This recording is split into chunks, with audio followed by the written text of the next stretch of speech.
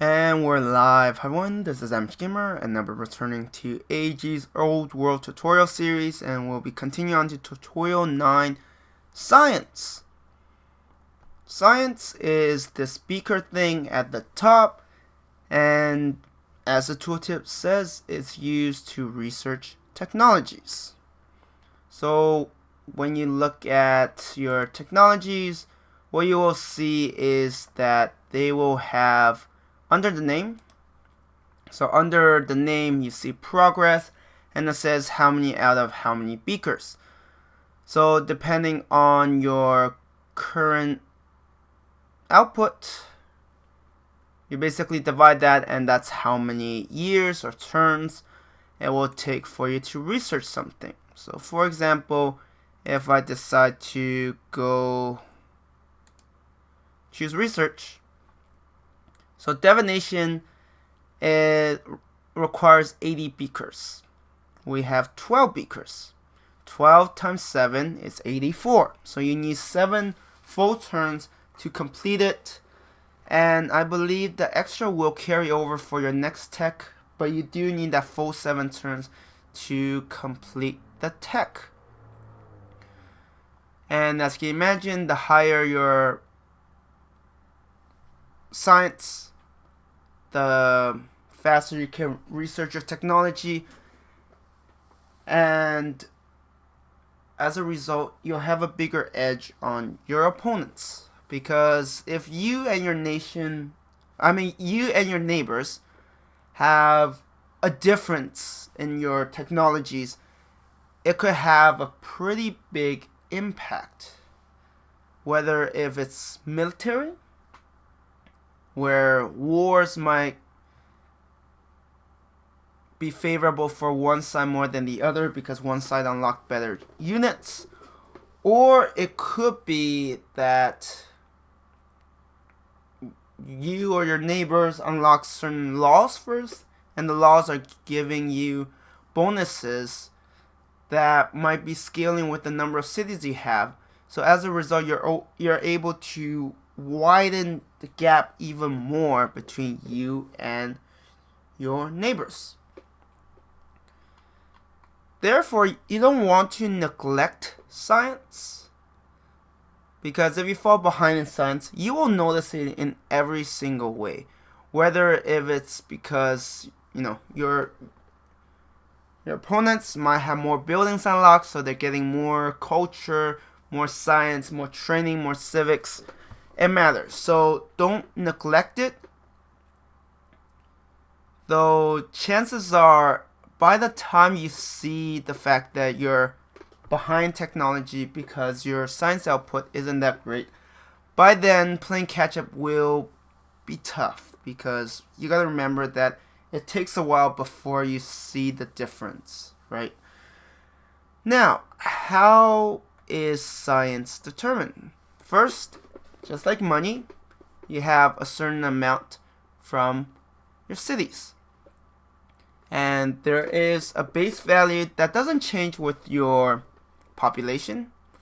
So here we have just the capital, you get plus 10, base, you get plus 2. And then there are also unique bonuses that comes with certain certain nations, like Babylon, plus 2 science per year for all cities. And there are also improvements, and as I mentioned, archives and libraries. Now, archives are something that you can build for each level depending on your culture, and it is unlocked by a technology, while libraries is an improvement which you can build. But libraries come somewhat late. I don't quite remember. But yeah, libraries come somewhat late. So, I guess it really depends on how your technology is researched. And I'm not going to go into details because technology, redrawing, there are lots of things you have to take into account. So technology will be something different. Right now I'm just talking about the resource science itself. So you have the improvements, you have the archive, which is the civic projects in the city.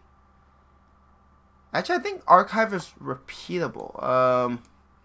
I say you could build it, but I believe archive,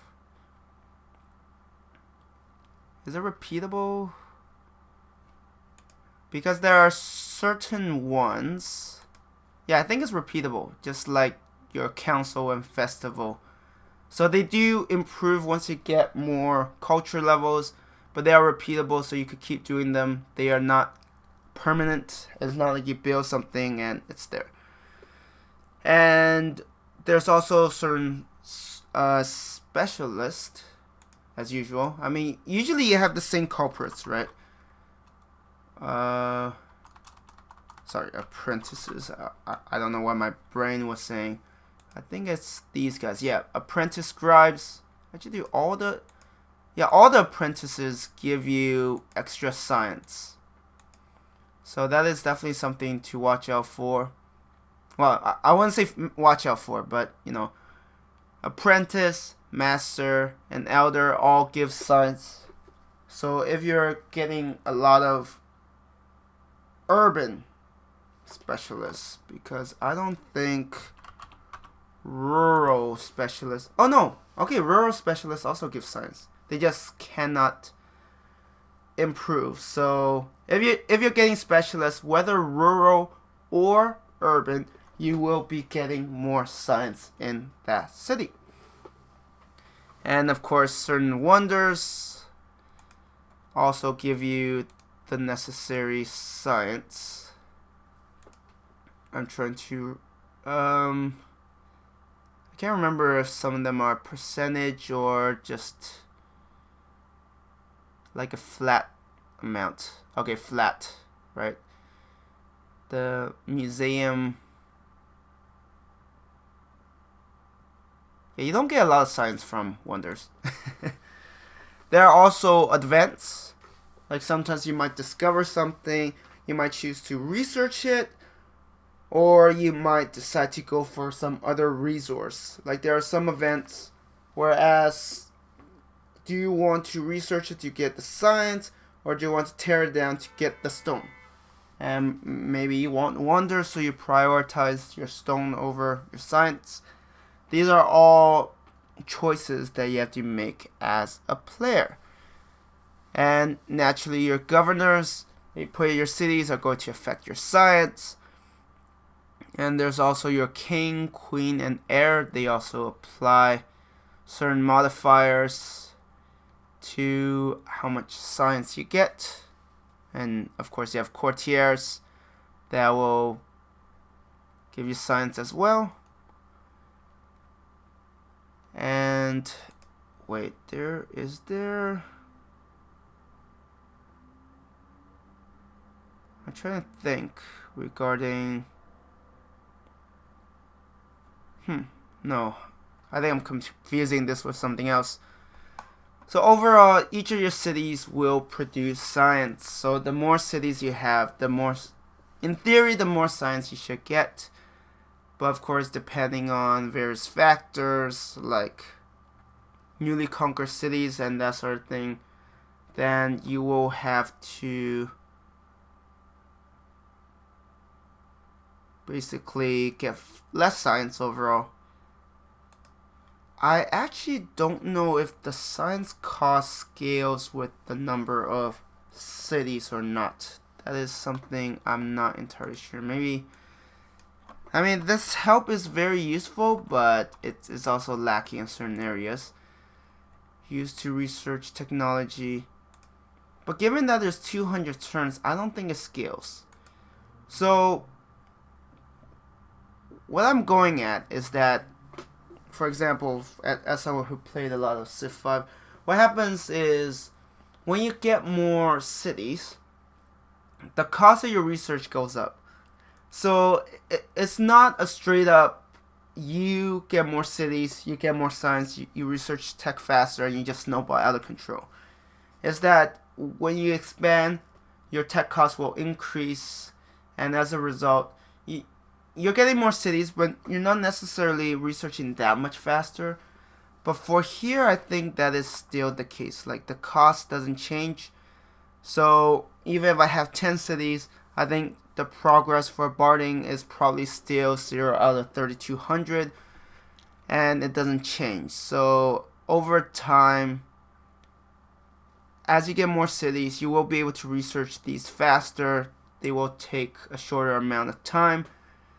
And as you can imagine, if you stay small, I guess if you stay small and focus more on specialists, because you gotta remember that actually I haven't talked about it, so maybe you don't remember, but specialists and military units are built the same way in your city.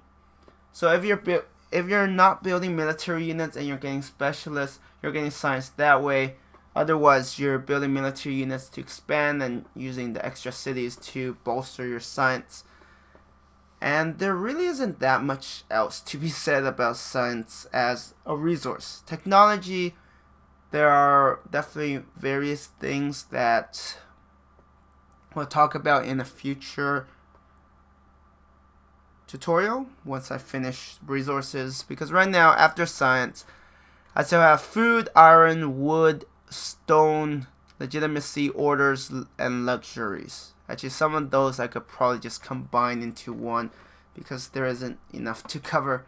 So yeah, that's it for science. Don't fall behind in science. You could get it either through improvement, specialists, conquer your enemies.